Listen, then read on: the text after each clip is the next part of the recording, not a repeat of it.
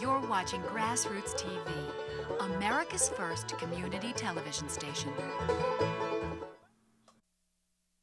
This is our only home, so treat her with love, with love.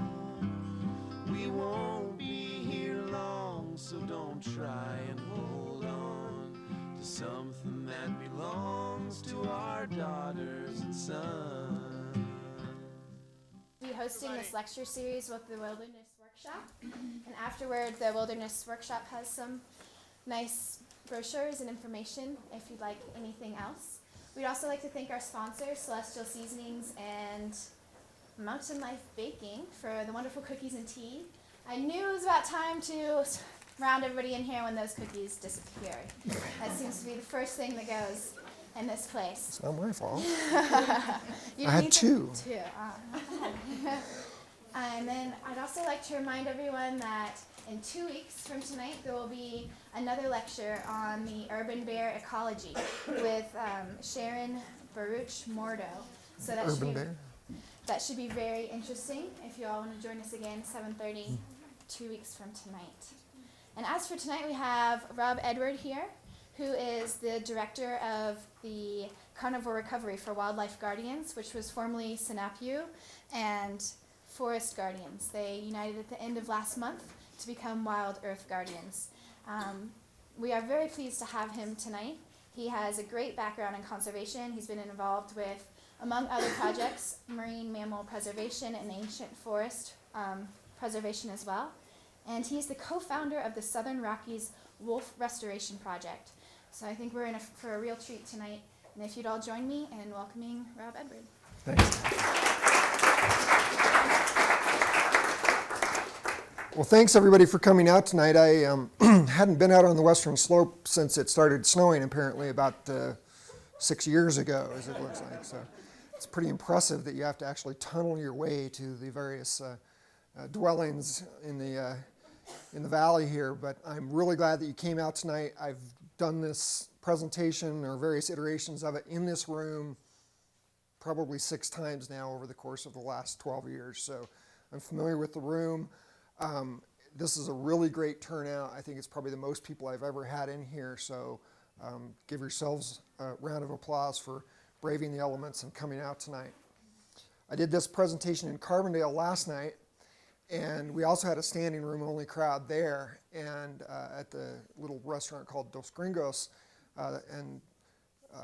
it was a very lively discussion afterwards, and I hope that we can have a good exchange after I get done with this presentation tonight. So with that, I'll tell you, don't leave once I stop doing the slides. That's the part where you come in. All right, don't walk away at that point. Talk to your neighbors, talk to me, and we'll have a good discussion. So I titled this presentation, Wolves and Stewardship in the New West. And I have a very specific reason for doing that, because I believe that the concept of stewardship embodies a variety of different things that are extremely important to the discussion about whether or not it is appropriate and possible to restore North America's preeminent carnivore, Canis lupus, of which we have 2 rather unlively examples sitting at the front of the room here. But some very lively examples in the photograph from Bob Landis on the screen. Stewardship is, in this context, the difference between right and wrong. Certainly that's a personal opinion, but I believe that ultimately you will come to agree, whether or not you fear wolves, whether or not you have some economic reason for being reticent to see them restored to the region. The bottom line is that there's a basic element that says that it's right to have them on the landscape. And I'm going to take you through some reasoning for that tonight, and then I'm going to put it into a legal and political context that has basis in your own life and your neighbor's life here in Colorado. So enough pontificating on that. In places where we have restored wolves, places like Yellowstone National Park to our north, we're finding that wolves in a very short period of time have changed the landscape quite literally in ways that initially were not even anticipated. But because Yellowstone is such a large landscape that is relatively unfettered by human intervention, it's a great place to study how doing something as profound as putting wolves back on the land can change things in ways we didn't expect. And so since 1995, when wolves were first reintroduced, scientists from around the world have been able to study various minute and macro details of how wolves interact with their prey, how their prey behave, and how those interactions play out throughout the system, the ripples, if you will, that are being sent through the system. This picture here actually was taken by my wife, Annie, of an elk in Rocky Mountain National Park. And oddly enough, this elk is standing in front of a tree that has been literally girdled by elk. This has consequences for the tree oftentimes because it affects the tree's ability to protect itself from disease, etc. But the real reason I put this up here initially, when I saw this photograph, I thought it was very telling, both because there's the tree in the foreground and the story that tells, but also because elk are the primary face of wolf-prey interaction here in the West. It's an elk-driven system, if you will. Even though we certainly have plenty of deer and other small mammals, elk are the primary prey of wolves and were historically certainly a big part of their diet. And if you think about what it takes to be an elk, or a deer for that matter, here in the West, especially during a winter like we are having here in the southern Rocky Mountains, you realize it's a hard life. And there's a lot of calories expended just to move around and to browse, to get enough energy to sustain yourself till the spring, when things get better and greener and you can start putting on the fat for the rut and the cycle continues. In this instance, this particular bull elk lost that battle. We don't know whether in this particular photograph that was the result of predation by a wolf pack here in Yellowstone. This was taken by Dan Hartman back in around 1996. But in this particular case, that elk either lost the battle because it died of starvation, basically. It couldn't sustain itself and ultimately perished, or if wolves were able to test that particular elk and found that it had weakness because it was worn out by the struggles with winter.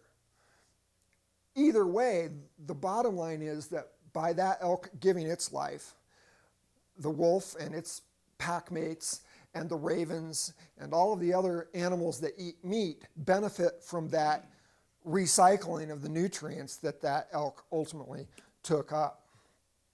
And as that carcass continues to diminish, I know this may be hard for some of you, especially if you're vegetarians, to look at this, but the bottom line is that this is the nature of what happens in the wild, and it's a very important part of the equation when we talk about nutrient cycling and why wolves are important to the system. Certainly elk die all the time, but they don't necessarily die in the ways that were natural 100 years ago. And maybe it's not important for us to restore that kind of a system, but I would encourage you to think broadly and listen longer, because I think that it is actually important that wolves be part of the process of bringing elk and deer to the end of their life from time to time. It's a very important process, a dance that has continued for millennia up until the turn of the 1900s, when European settlement really started to pick up, people moving west, coming from Europe and bringing their European values. And one of those values was that we need to turn wilderness into something that works for us, that doesn't threaten us, that does not threaten our way of life. And that is, in fact, a replication of the pastoral realities from Europe. fine, but those kinds of value-driven decisions, when they play out with young men and guns and poisons being spread across the West in search of this animal and its pack mates and grizzly bears and anything else that eats meat, those decisions have consequences that roll into the next century. And now we're starting to understand some of those implications. And we're understanding those implications because we're actually experimenting with putting wolves back on the landscape after having exterminated them from nearly all of the lower 48 states. By 1945, the last wild wolf in Colorado was killed in the South San Juan Mountains, down near the border with New Mexico. 20 years prior, in Yellowstone National Park, the Park Service, the agency that just 10 years ago, almost 15 years ago now, restored wolves, the Park Service had extirpated wolves as part of a campaign that they believed was the right thing to do. Now we're putting wolves back, and we have the chance to understand a little bit of the implications of them being absent for that long. They are, in fact, changing the landscape. I didn't bring my laser pointer, but I will tell you that if you look at the center of this particular picture, running from left to right, below that tree, you'll see a brown line. And that's Soda Butte Creek in the Lamar Valley. This particular tree is very prominent. You can see it from the road. Everybody who spends any time in Lamar knows that particular tree. It's just, there is no other tree that looks like it. So it's a great place to kind of get a visual fix. This picture was taken in 1994, 1 year prior to wolves being reintroduced to the Lamar Valley in Yellowstone. The next photograph that you'll see, with that same visual reference, was taken in 2001. You can see the same tree, basically the same tripod perspective, and a very different landscape in the foreground of that picture. The plant communities that you see there are mainly willows, mainly riparian or wetland type plants that have rebounded in that 10-year period. Less than 10 years, in fact. And what's the difference between these two pictures? Wolves were restored 1 year after the picture on the left. And by so doing, the wolves on the landscape changed the behavior of the elk, which had, prior to that, been able to spend all of their time in the Lamar Valley, in the wetland areas, browsing every single willow and aspen, young aspen tree down to the ground, uninhibited. Now you say, well, how can that be? There's mountain lions and grizzly bears in Yellowstone. How could that possibly be? Well, it is because mountain lions and bears don't hunt like wolves do. They are ambush predators. Well, mainly mountain lions are ambush predators. Bears are opportunistic ambush predators and omnivores at that. Wolves are coursing predators. They catch their prey by testing their prey, by literally living amongst the herd and spending time walking about, and sometimes a few of them will cut off and start chasing a particular animal that they've sensed some infirmity in. They'll pursue them for a while. 9 times out of 10, they give up the chase. Sometimes they actually try to take down the animal, and they will get kicked in the head. They'll get gored. Wolves die all the time trying to take down their prey. But the bottom line is that because they hunt that way, because they're trying to find infirmities and they're testing the herd, they cause those herd animals, those grazing animals, to move. And so suddenly, with wolves put back on the ground in 1995, the Park Service changed the game. In an instant, suddenly, elk had to be vigilant again in order to avoid being taken by wolves. And so they couldn't spend all their time there in front of that tree in the Lamar Valley. They couldn't spend all of their time browsing everything down to the ground. Here's another example, also from the Lamar Valley. Annie tells me that this picture was probably from Rose Creek near the Yellowstone Institute Bison Ranch. And again, before reintroduction and after. You can see that we're looking at the exact same stretch of the riparian area and a profoundly different plant community from pre-reintroduction to post-reintroduction.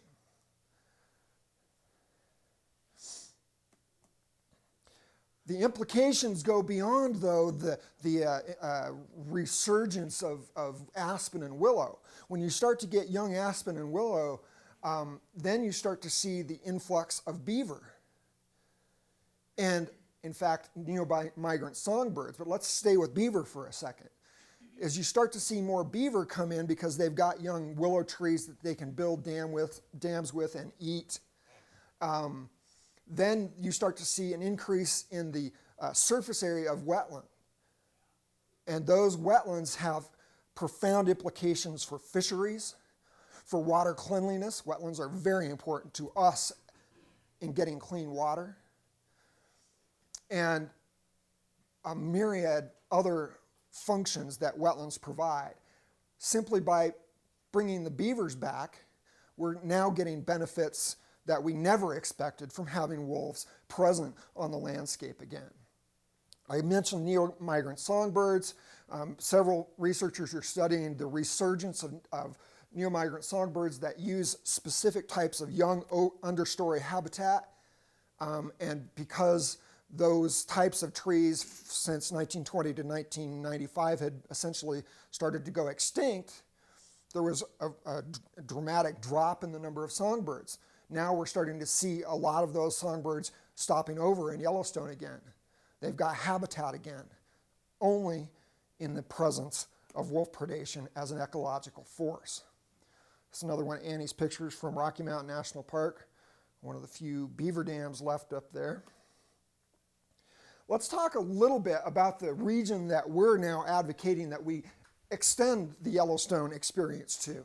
Our neck of the woods, what we call the Southern Rocky Mountains, or the Southern Rockies ecoregion, which is a vast stretch of land that extends from southern central Wyoming all the way down to northern New Mexico and encompasses most of the western slope of Colorado. It's another way of looking at it here in the inset map.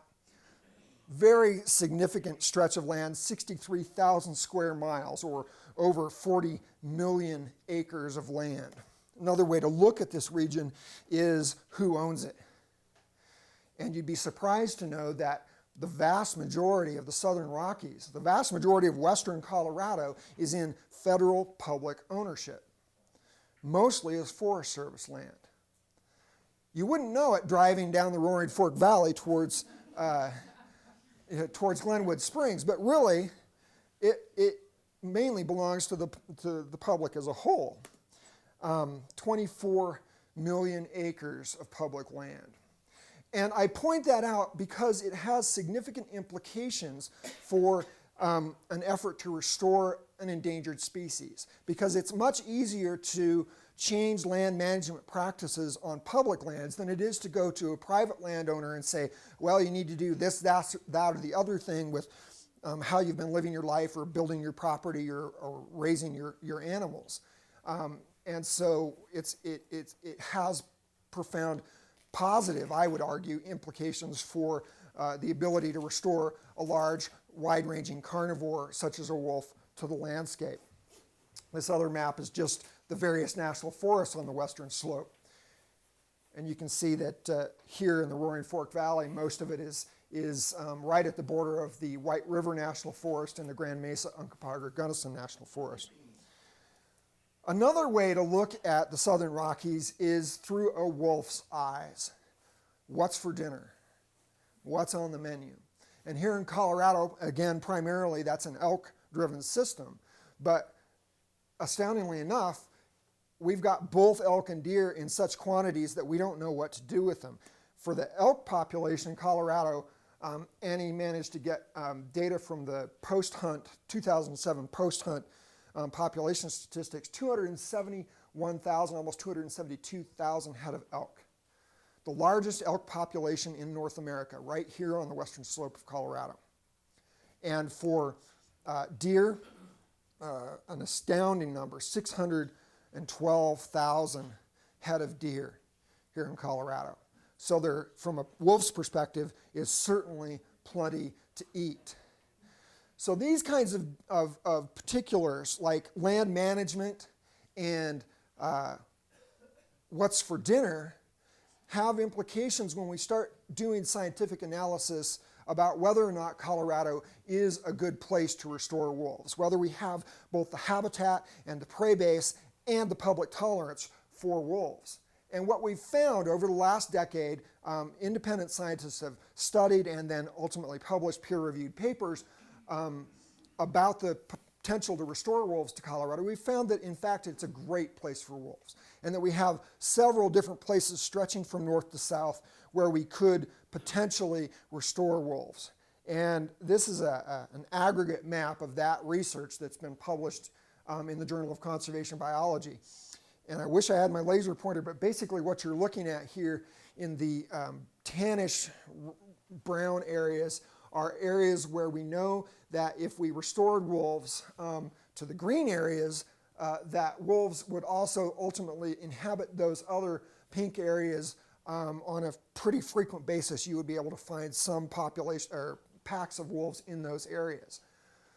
The green areas are the places that we've identified as the most ripe for actual physical reintroduction, because we know that if we could actually get a population of wolves restored to each of those 4 green polygons, that absent some tremendous ecological disaster, wolves would then persist in those green nodes for the next 100 years.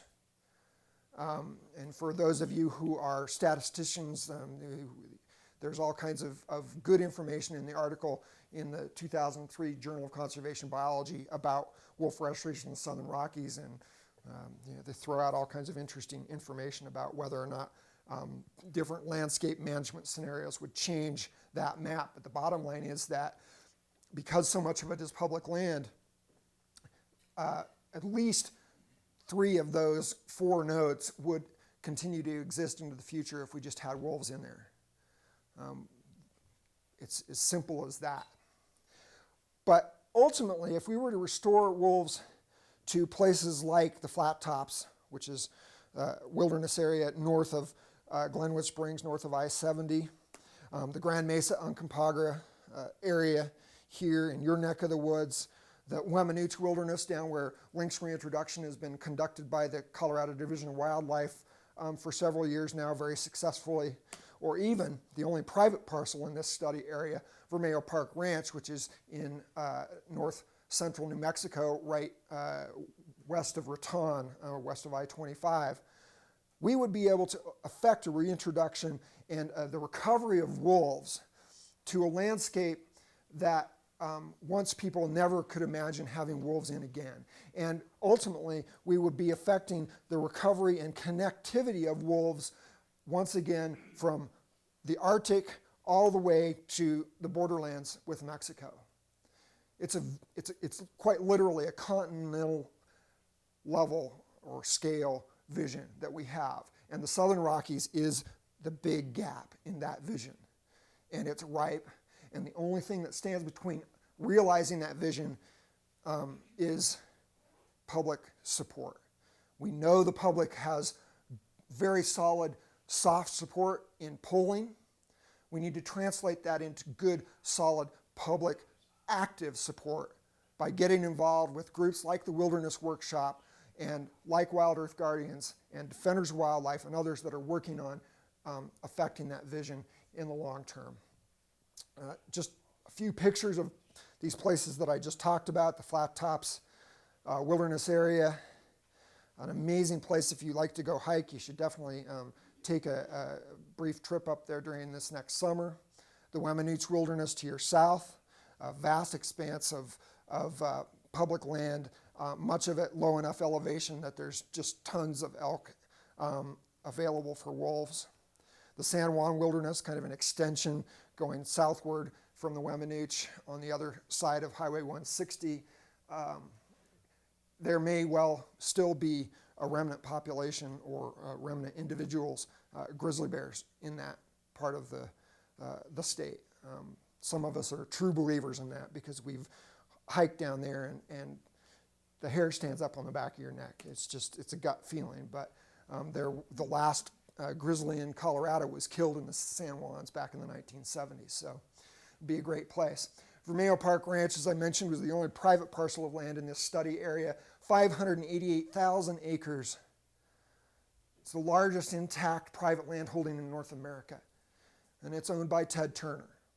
And he is very keen on seeing natural ecological processes like fire and wolf predation restored.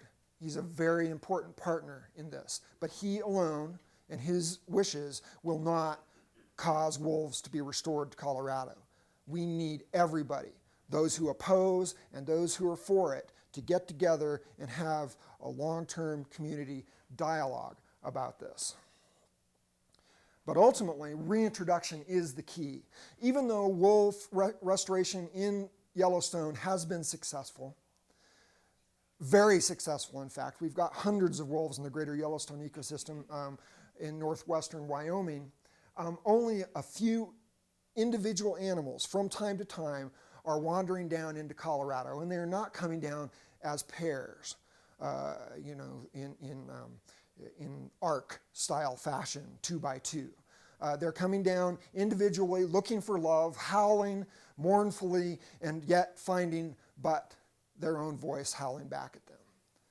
We need to go the next step and do what clearly is both technically expensive and stressful process and restore wolves mechanically. Capture family groups like we did for Yellowstone, capture them up in Canada and bring them down here. Maybe even bring some from the greater Yellowstone. There's certainly enough of them now. We could spare a few. So bring family groups of wolves down to Colorado, put them in those green nodes, and within another decade after that happened, we would have a restored wolf population that the scientists who studied this said could reach over 1,000. And once again, we would have wolves affecting the landscape at such a level that it would have a profound positive ecological benefit.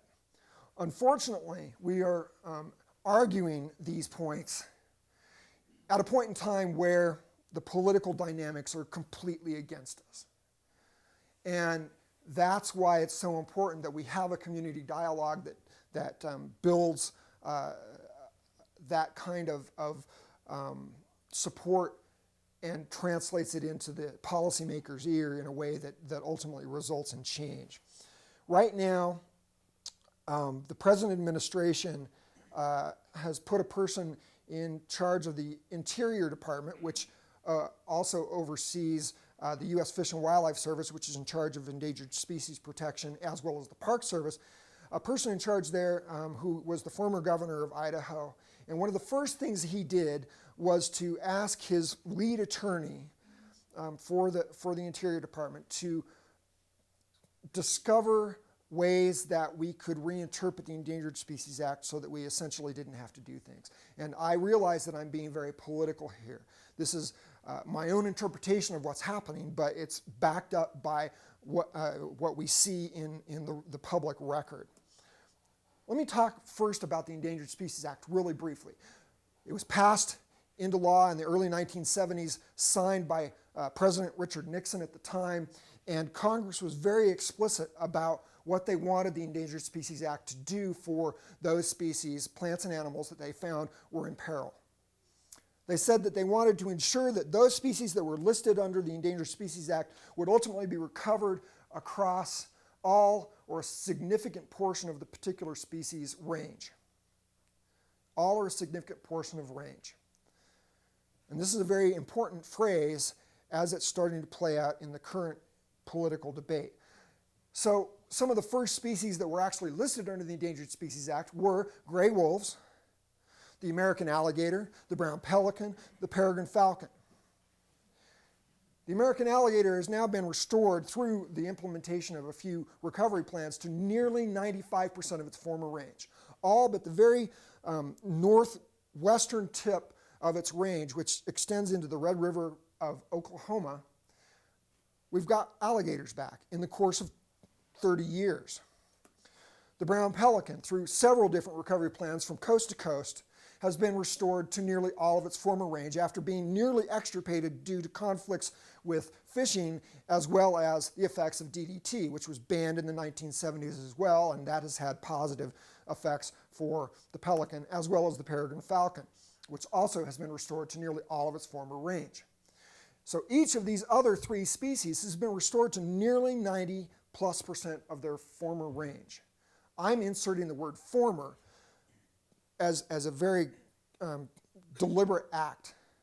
Congress didn't say former range, it said range, all or a significant portion of its range. But I'm telling you that these species were restored to all or a significant portion of their former range, where they ranged prior to European settlement, if you will. Wolves, on the other hand, listed about the same time as these other species, have now been recovered to less than 5% of their former range in the lower 48 states. And they have caused a tremendous amount of political turmoil in the process of having them restored. Why are wolves endangered? Well, the human causes for wolf mortality and extirpation throughout the range presently are being used as a justification for redefining the term range, because wolves are politically controversial, to include only those areas where the threats to their existence are insignificant. So places like Yellowstone National Park, where because it's a national park, there isn't a lot of other human activities that would conflict with their existence there.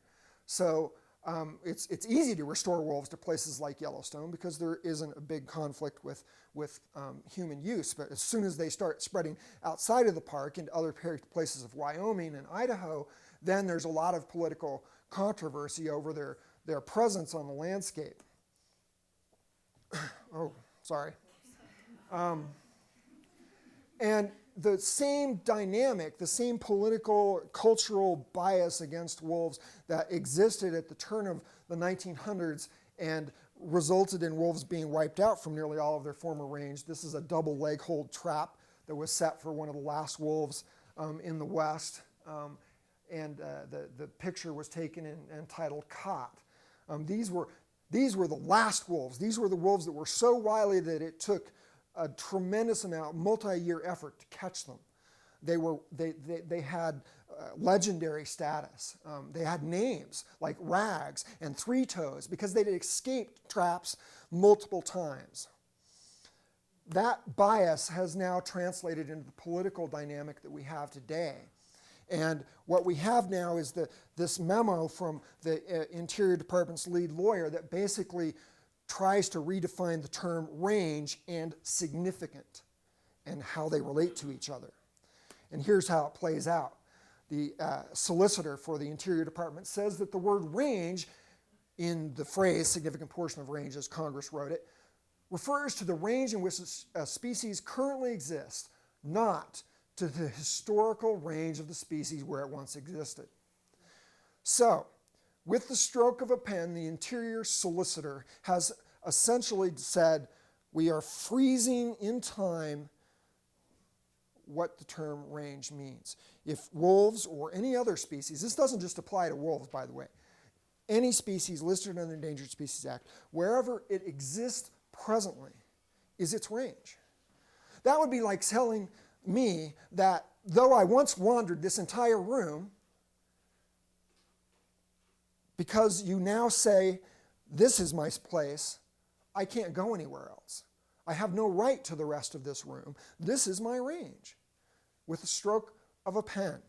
It goes on to say that the Secretary has broad discretion in defining what a significant portion of range is, and that significant could be a subjective term. The other factors could be used to redefine the term significant and what significant means as it relates to range. So, this is the map of the United States divorced from Canada and Mexico, as it clearly should be, and this is where wolves were listed under the Endangered Species Act, the lower 48 states. And that was the range of wolves prior to European settlement, as best as science can tell. There was another species of canid called the red wolf, which existed in the southeast, but this was the gray wolf range. So this was what Congress imagined was the range when they listed wolves in the 1970s. This is where we have managed to recover wolves in that 35-year time span since listing. Northern Idaho, north central Idaho, a very small portion of northwestern Wyoming and western Montana, several thousand wolves, in fact, in the Great Lakes states have recovered themselves with the help of the Fish and Wildlife Service managing their recovery properly, but they came down from Canada on their own, apparently not really psyched about the social medicine system up there or something, I don't know. But, and then this very small and struggling population of the Mexican gray wolf in Arizona and New Mexico. A separate reintroduction plan and a separate recovery effort underway there. All told, though, that represents less than 5% of their former range. And to be clear, even in, especially in the northern Rocky states of Idaho, Wyoming, and Montana, that entire swath is not covered with wolves. There's wolves in certain parts there, but we're willing to give it that. So, with the stroke of a pen, we have the Interior Department saying, "Oh, wolves are too difficult, and the Endangered Species Act in general is too difficult." And so, I don't know, what is range? It could be that. It could be that, for that matter. I don't know. It's subjective. But some scientists have got together, and scientists are very loath to get involved in political and legal battles. But this particular one, several scientists from around the country, more than 24, signed a letter to the Interior Secretary and said, "Mr. Secretary, your solicitor is completely off base in the application of the terms significant and range as it relates to implementing the Endangered Species Act." And they said that, in fact, historic range should or could be more reasonably defined as the species range just prior to significant impact or reduction by humans.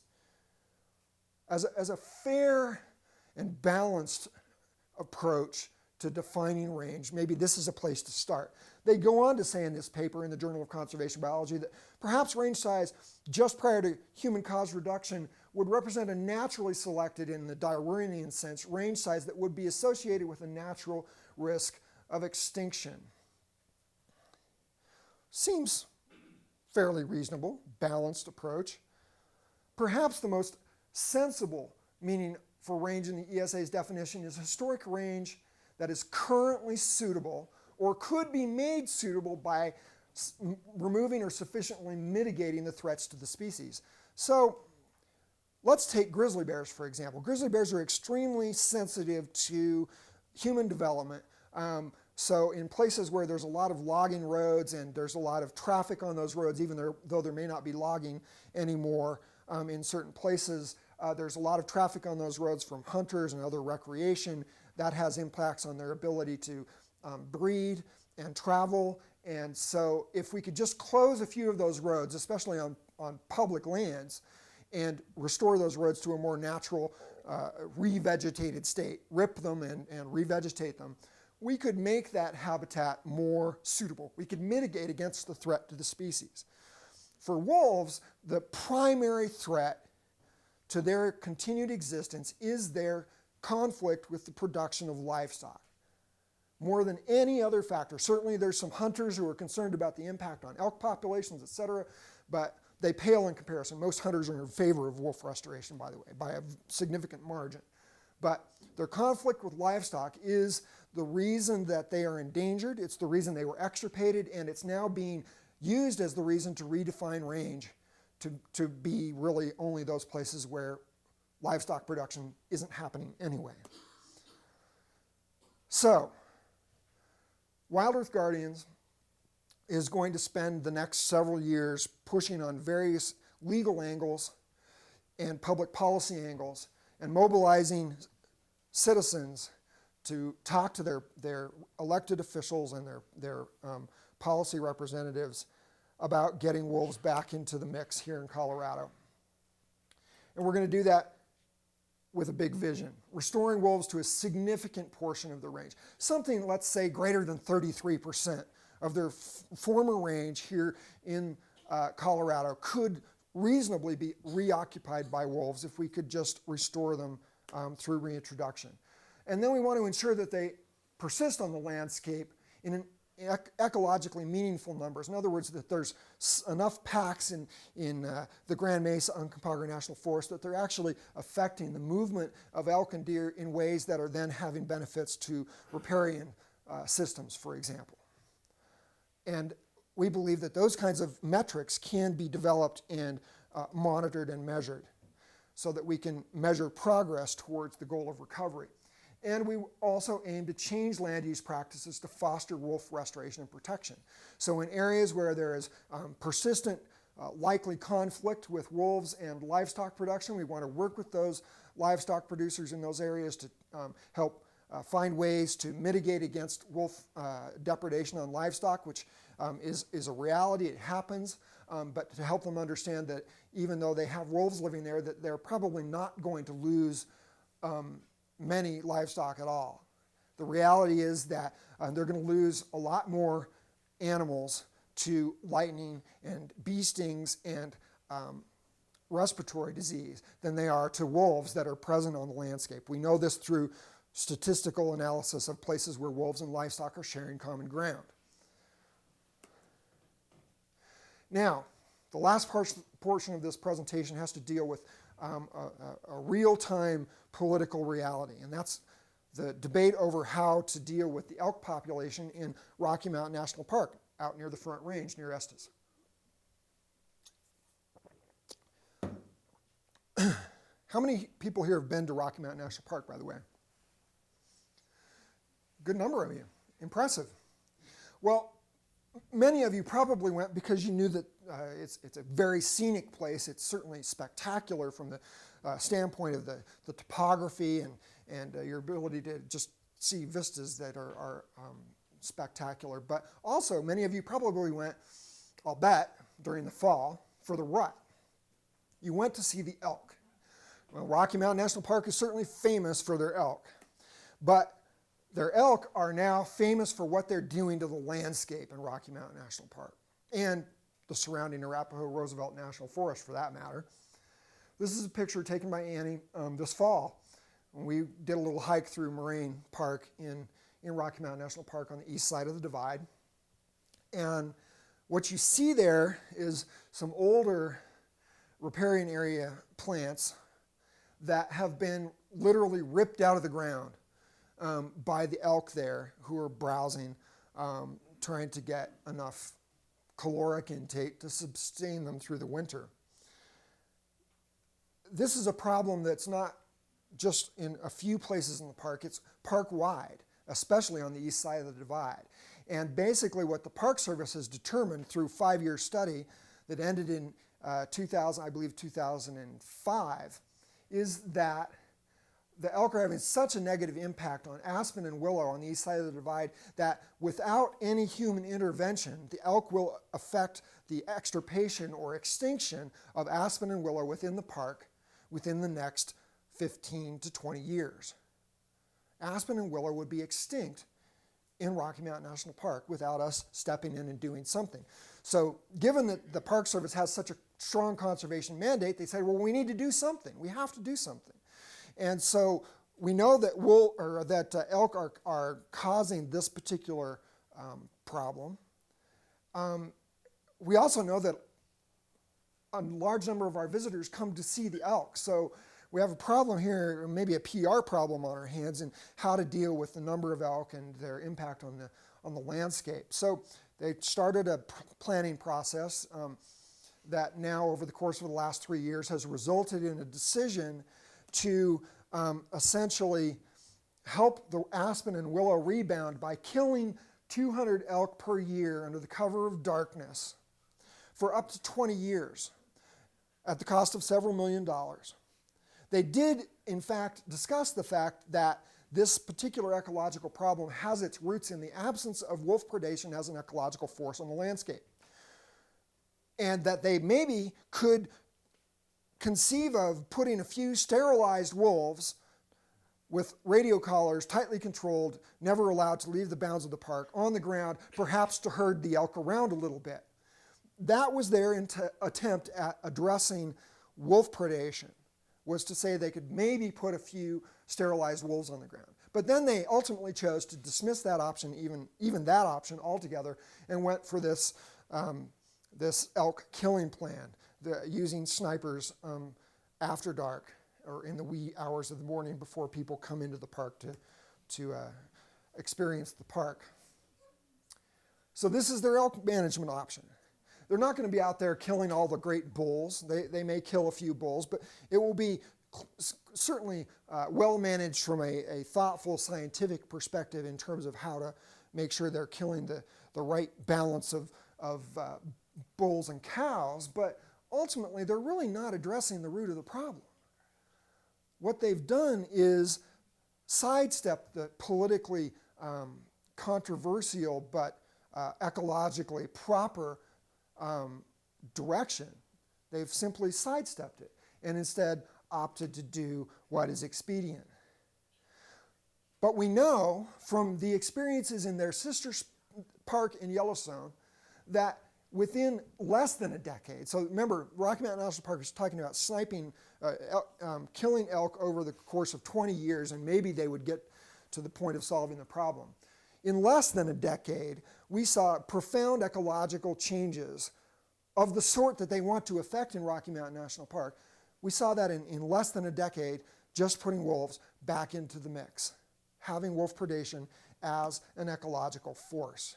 We believe this should be the manager of the problem in Rocky Mountain National Park. And the only thing that's standing between him or her and being that manager is political will.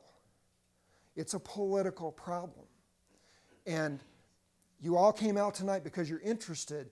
You need to translate that into long-term engagement with this issue. Get on an email list. Pay attention to what's happening in the newspapers. Come to the next presentation we do. We might have an interesting update. Tell your friends about this. Point out the fact that when you're walking along some of these stream sides here in the Roaring Fork Valley that look like they've been completely denuded, that there's a reason for that. It's the lack of wolf predation, as certainly one significant component of why our riparian areas look that way. So with that, I'm going to open it for discussion. Rob, can I just, so I'm with the Wilderness Workshop, I'm Dave Reed. I'm just going to pass around Sure. an email sign-up sheet, and if you're interested in this kind of issue, sign up. It says Wilderness Workshop, but we'll share it. Yeah, absolutely. With guardians and police. Thanks, Dave. Okay, so you first.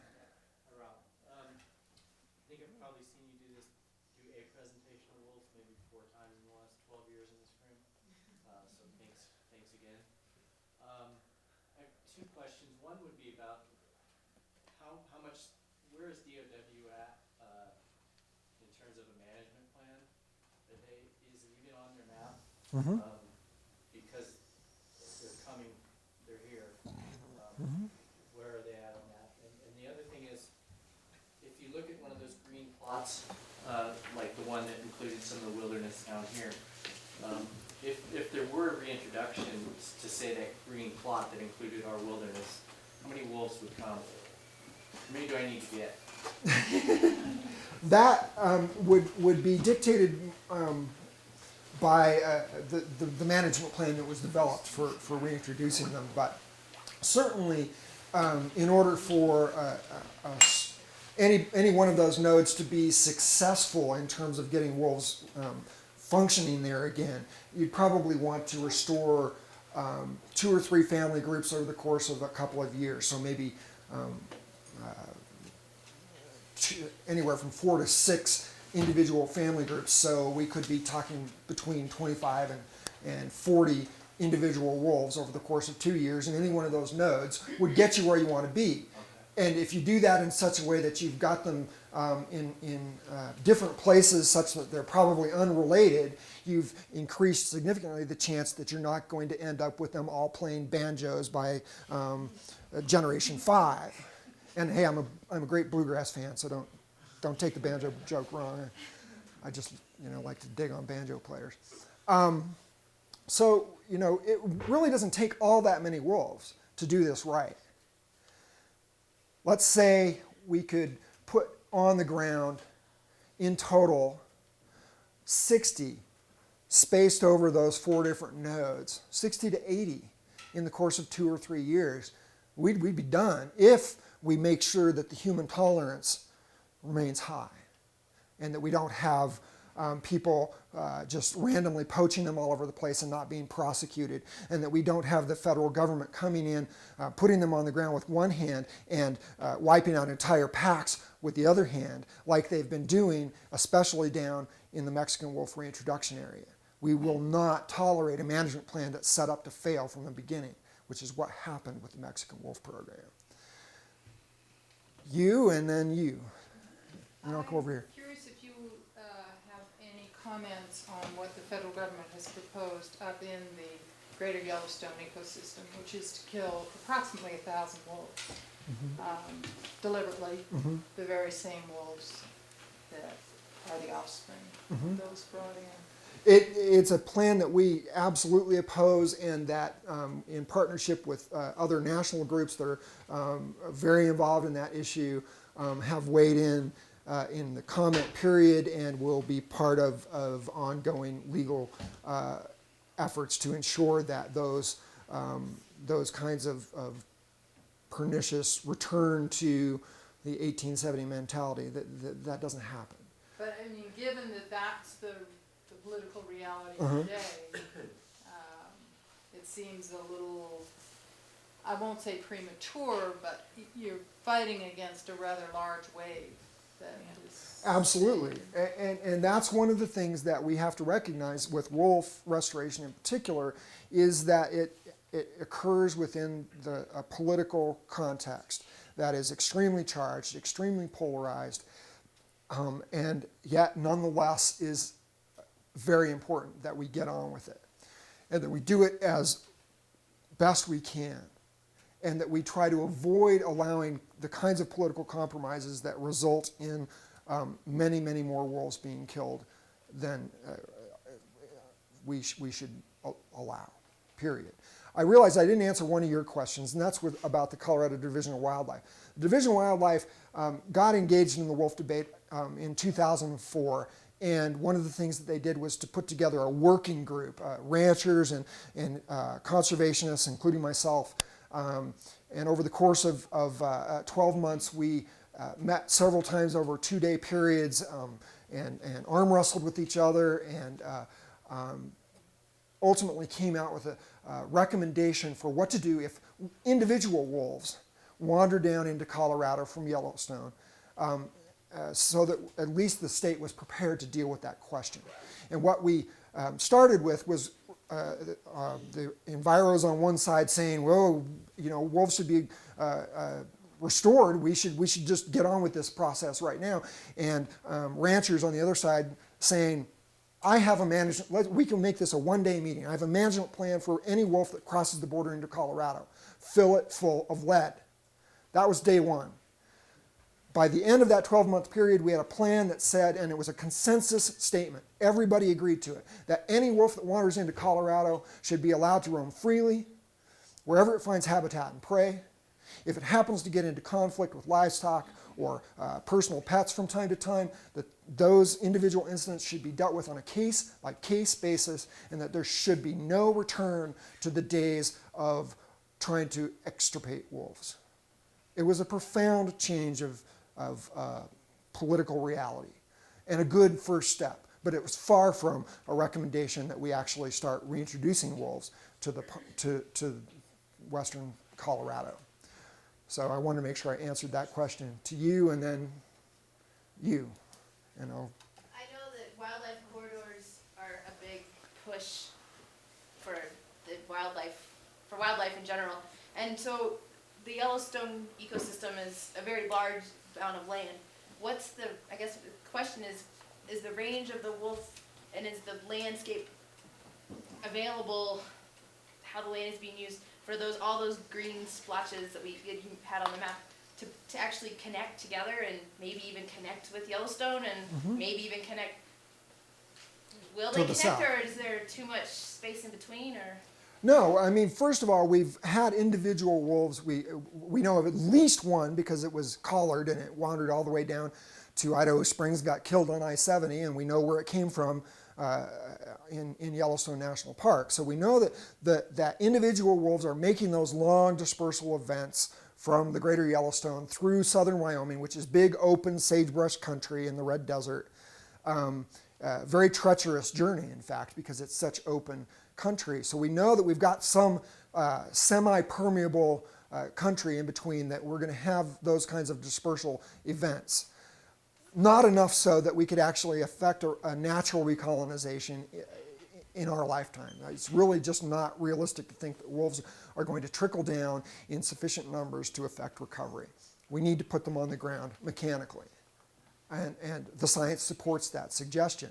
But once we get some wolves in some of those green nodes, there is so much prey and so much public land that they will survive and thrive. And they will, in fact, follow a lot of the wildlife corridors that stretch from north to south. And our partners in the Wilderness Workshop and the Southern Rockies Ecosystem Project have done a lot of work in mapping some of these wildlife corridors that stretch along the spine of the Rockies from north to south in western Colorado.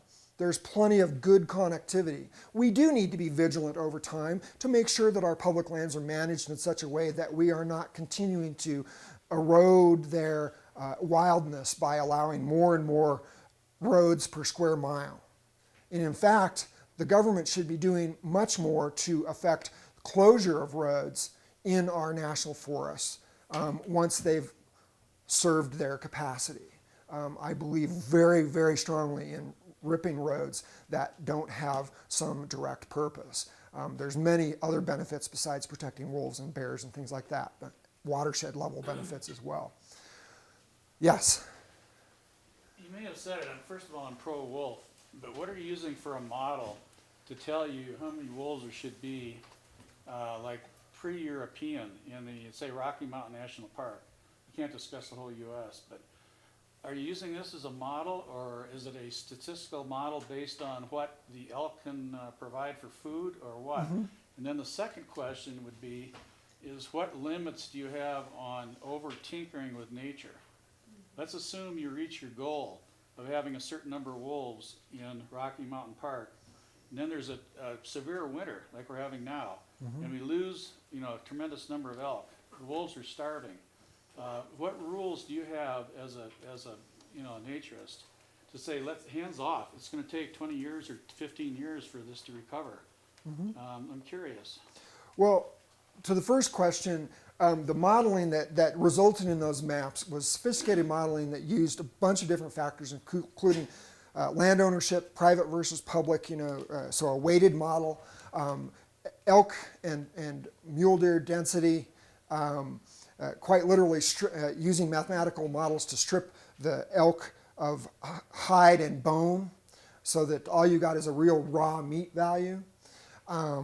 And we know how much an individual wolf requires in caloric intake over the course of a year, so we know how many elk they will eat over the course of a year, most generally, and we've got backing by scientific experience with wolves in other parts where it's an elk-driven system, so we know how many they eat.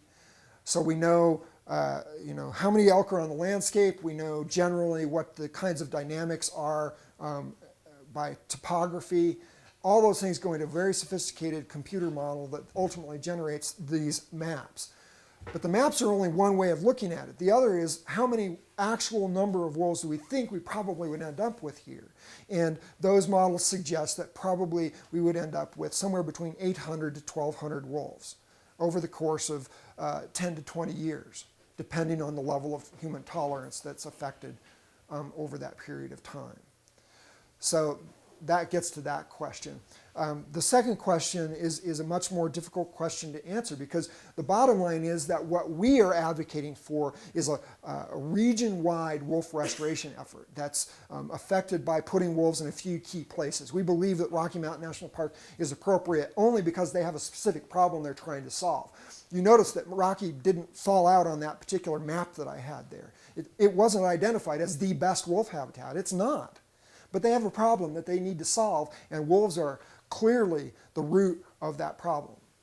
The absence of wolves, I should say, is the root of that problem. So we need to get wolves working as an ecological force on the landscape again.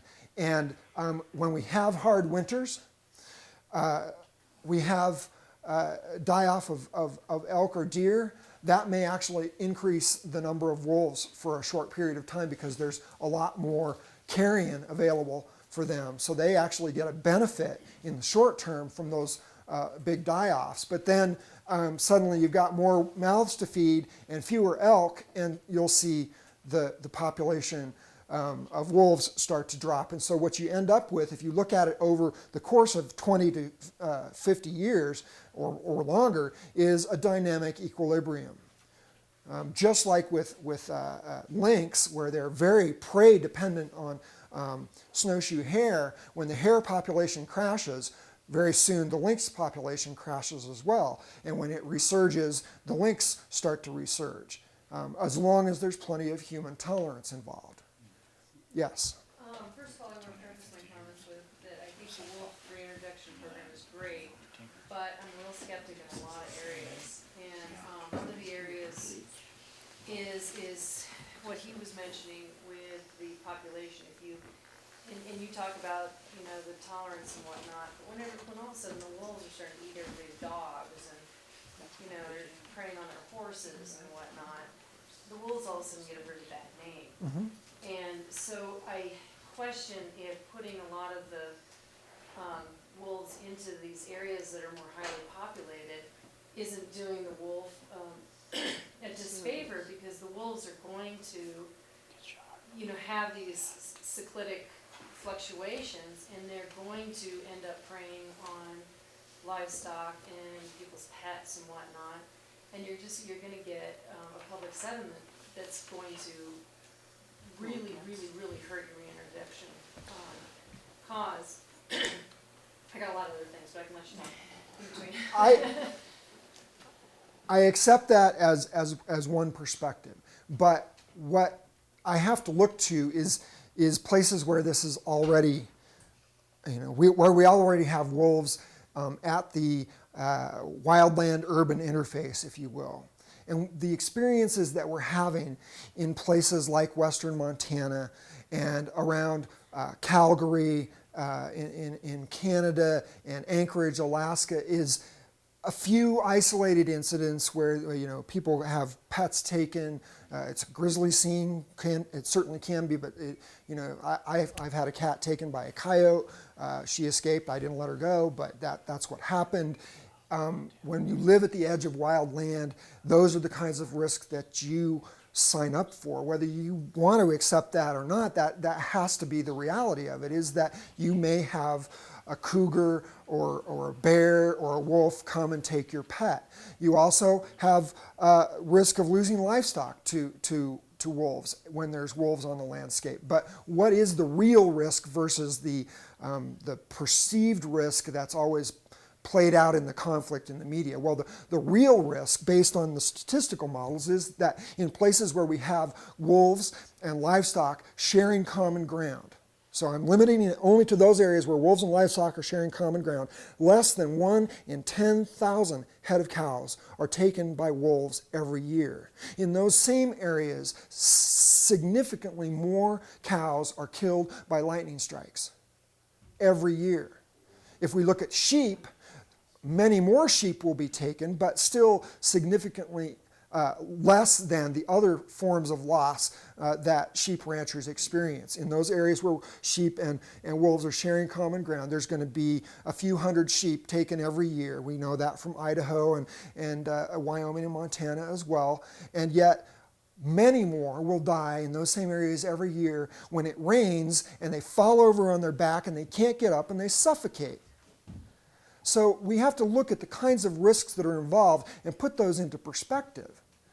And I agree that it may ultimately, you know, if let's say in the stretch between here and Carbondale, we end up with a pack of wolves coming down off of the Grand Mesa, and they get into a horse corral some night, and they end up killing 2 or 3 of those horses or causing all kinds of mayhem, and the horses are severely banged up and may have to be put down. That's going to be in the Aspen Daily the next day. And you're right, it's going to have some play. But people have moved to this valley because you're right at the edge of wild land. And some people are going to say, I don't want wolves here. I don't want mountain lions here. But many more are going to say, yeah, that's what happened. It's a cultural dialogue that we need to get used to, that we can't have risk completely abated. That risk is in fact part of what made this place so important to us and our forebears that came and settled here. Risk is in fact what generated such great grazing land. And risk from predation on your livestock is one of the things that you accept as a business person, as one example. So I'm going to give you one more shot, and then who else? And we'll probably have to call it quits, for I'll go to you after that. All right? Well, an example would be, we've got a place over in Paonia. We have about 900 acres. It's right in the middle of the valley over there. I'm sorry, where did you say it was? Over in Paonia. In Paonia, yeah. And we're not bordering wild lands. We keep all of our cattle on our place year-round. Summer obviously is not an issue. In the wintertime, all the elk from, I don't know where they come from, but every single, high land in the entire Colorado. They come down to your land. Place. Mm-hmm. The problem is that, I love the elk dearly. We're having to work with them. They're eating all our hay. We fence them out, whatever. But the problem is that the wolves are going to follow the prey. And the wolves are going to follow the elk. And then the problem we have is we're right in the middle of the valley. We're surrounded by ranches for, 60 miles all directions. We're not living next to the wild lands and whatnot. And we're going to very, very likely have wolves on our place because they're following all the elk. Yeah, it'll stir the elk up, probably be great for our hay. But they're also going to eat our cattle, because our cattle are very docile, and you can walk up and scratch all of them on their butts. And so the wolf is more likely going to eat one of our cows than the elk. And so that's the problem I foresee in putting wolves into areas. I mean, Yellowstone and those areas are much wilder. There's a lot less population and bigger stretches of wildlands between towns or between areas. And here, I really don't see that, because from here to Crested Butte, it's as the crow flies, it's not very far. And that's pretty much where it is, the way it is all around Colorado. You have these swaths, but they're in kind of elongated areas that wolves aren't going to stay just in the wildlands. And they're going to be. So I really beg to differ that you're putting wolves. And again, I want you to know that I'm really, really pro-wolf. But I don't think it's right to put them down in this area, because they're going to end up in places like our ranch in Paonia. They may well end up on your ranch and others with similar situations, because most of the ranches in Colorado, and in fact most of the places in the arid West, are in the bottomlands. It's the most valuable and easily developed in terms of putting ranch property there. It makes total sense. And it's also where the elk come to winter. We know that. We've got great maps that show how the elk population changes on the landscape from summer to winter. We knew very well that is exactly the kinds of scenarios that would happen. But the other piece of your premise actually doesn't necessarily play out.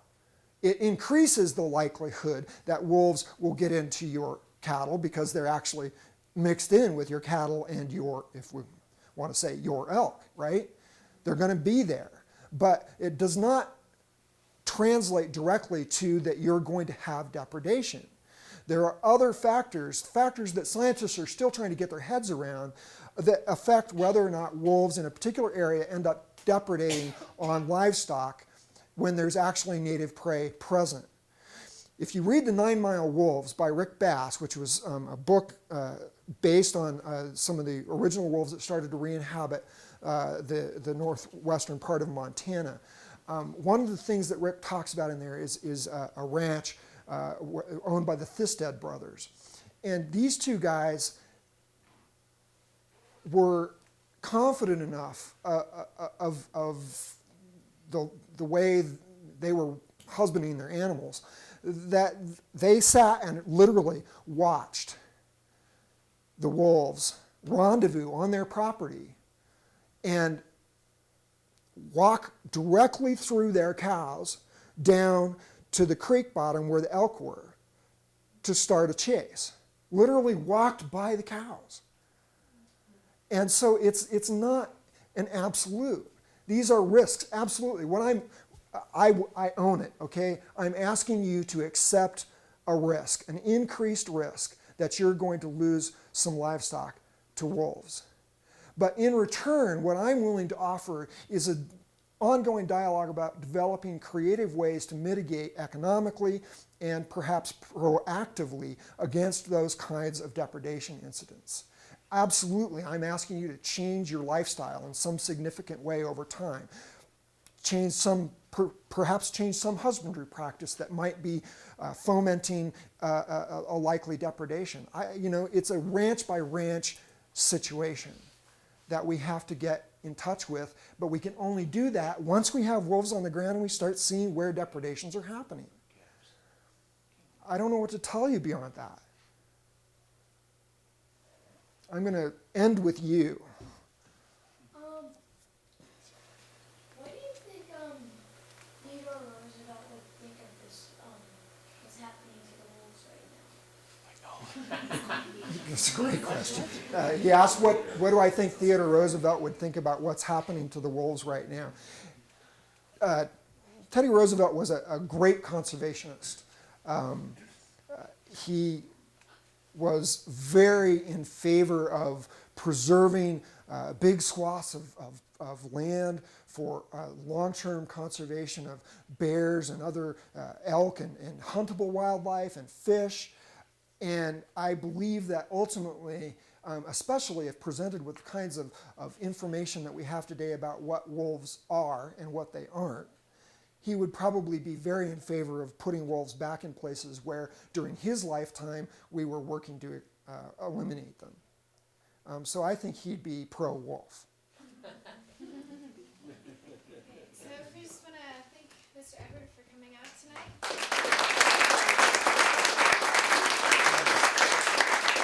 And one more thing from I Dave. just want to put in a plug for the Hidden Gems Wilderness Campaign. I wasn't going to say this, but when I saw your map with those green polygons, and you had the flat tops, and then you had the Gunnison, Uncompahgre, and Grand Mesa forest,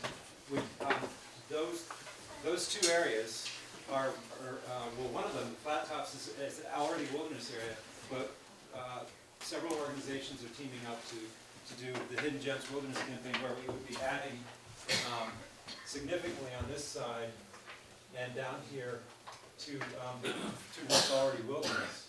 And then we're also advocating for a big, about 100,000 acres that would be somewhere, I think, abutting this green area called the Clear Fork Divide area, which is over near Clear Pass.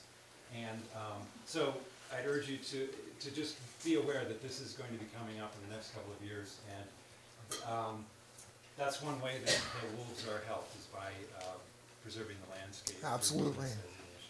Thanks, So, Dave. just wanted to say that. And support the Wilderness Workshop. They're doing great work in your backyard. And thanks to ACES for having me. Thank you. Great question. This is our only home, so treat her with love, with love. We won't be here long, so don't try to our daughters and sons.